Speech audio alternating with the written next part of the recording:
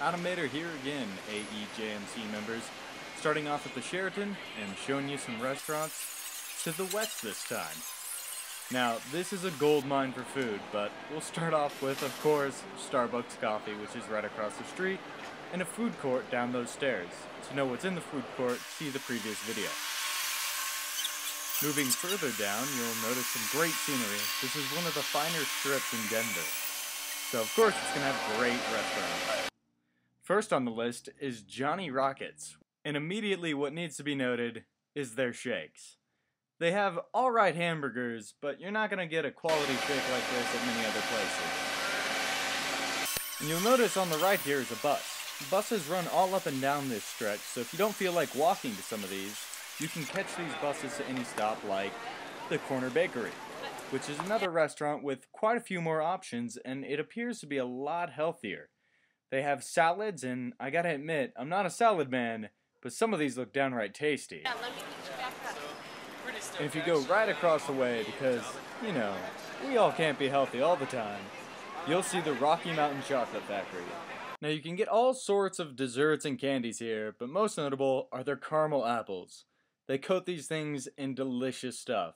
I mean, look at that Snickers one. That's like double dessert.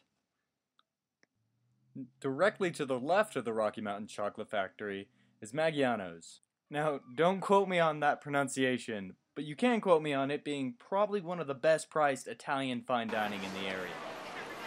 Back at the Chocolate Factory, and on the street, you'll look directly across and see Earl's, which you're going to see a lot of these restaurants on the Strip, but admittedly, Earl's is probably one of the better hamburger and bar places that you're going to stop at, with reviews going from 4 stars to 5 stars, and just steadily in that area. And there's a Subway across the street too, and we all know Subway.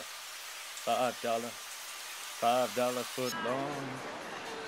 But across the street up here, a little bit further, is the Pinkberry, which, great for some cheap dessert, where if you don't want to spend a ridiculous amount of money at one of the previous restaurants, you can stop by here and pick up one of their frozen yogurts with fresh fruit, which look rather tasty. 2 more steps down the way and you'll come across the Hard Rock Cafe. And for those of you that don't know what the Hard Rock Cafe, it's just your general American restaurant. They got legendary hamburgers though, and I've never eaten there myself, but you don't get to be that big of a chain and have bad hamburgers. So that's a pretty safe bet. Right here at the intersection, you'll see Marlowe's, which, again, not a very notable restaurant, except for the exception of its martinis. This place has apparently pretty darn good martinis, and not ridiculously expensive items on their menu either. So I'm going to have to recommend this one over all the other bar and grills that are on the rest of the street. And there are about 3 more. As a matter of fact, if you take a few more steps down right here and look to your right, you're going to see its neighbor is the Paramount Cafe. Now, according to reviews, the Paramount Cafe is not so good in the service department, which is kind of weird because its neighbor got really great reviews in that area. So, in between these two being right next to each other, I would skip the Paramount Cafe. Moving further down now, you'll see to the left is the mall. Not too many restaurants in there, mostly clothing stores.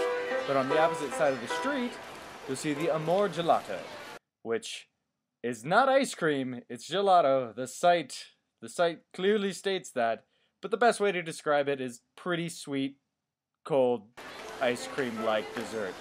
They offer free samples, so go ahead and check that out for free, and if you like it, plan for dessert.